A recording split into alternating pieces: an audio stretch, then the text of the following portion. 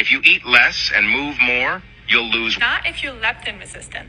If you have high cortisol, poor sleep, chronic inflammation, if you're hungry all the time or hungry right after you eat, you're most likely leptin resistant. And if you're slows down your metabolism to burn less calories, it's making you more hungry, and to conserve energy, it's making you tired and want to do nothing all day. Alright, so I was asked to make a video to respond to the idea that if you are leptin resistant, doing exercise and eating less will not help you lose weight. So for a very brief summary, leptin is a hormone secreted by fat cells. And the more fat cells that we have, the more leptin we produce. And in lean, healthy individuals, the more leptin we produce, the less hungry we will feel. Because leptin has a receptor inside of the brain that will decrease our appetite. It will also do a myriad of other things, specifically increasing our metabolism. And as you might expect, as you lose weight, you will decrease the amount of leptin due to decreased body fat, which will make you feel more hungry, which is why we feel increasingly more hungry as we lose body fat. With that being said, you would think that someone who is overweight would never feel hungry because the more body fat you have, the more leptin you produce. However, oftentimes some of these people actually are more hungry than their lean counterparts. And the reason for this is because they oftentimes develop leptin resistance. And this is actually typically due to some of the inflammatory cascade that occurs when someone develops obesity. So in essence, they may have a high amount of circulating leptin, but the cells inside of their brain that should be perceiving this leptin are not functioning properly. Therefore, it's like their brain doesn't realize that they have excessive amounts of body fat. And this creator actually explained this quite well.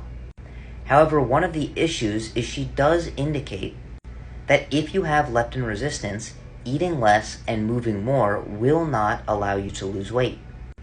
And this, in fact, is not true, and it might be the opposite. It's true that having leptin resistance would make it more difficult to lose weight because it will decrease your metabolism and make you feel more hungry.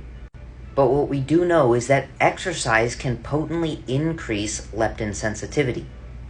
And weight loss is also another potent factor that can increase leptin sensitivity. And it's likely due to the anti-inflammatory effects of both exercise and weight loss. So while it may be more difficult to maintain a caloric deficit and to exercise, these two things are potent for reversing the leptin resistance that this individual is talking about. And once you've restored your leptin sensitivity, you would actually want more circulating leptin to allow you to feel more full. Because remember that leptin increases your satiety.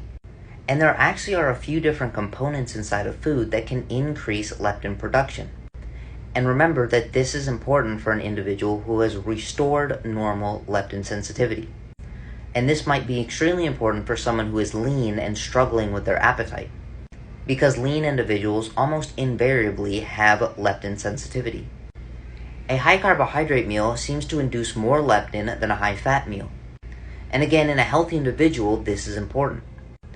Higher protein intake enhances leptin concentration in the central nervous system and increases leptin sensitivity.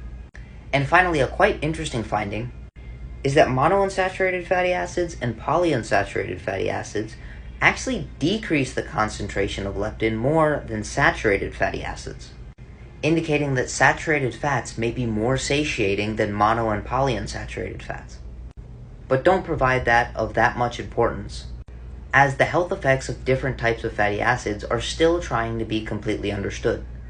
With that being said, I hope this helps, and I hope this clears up why, even in a state of leptin resistance, exercise and weight loss can be potent tools for losing weight.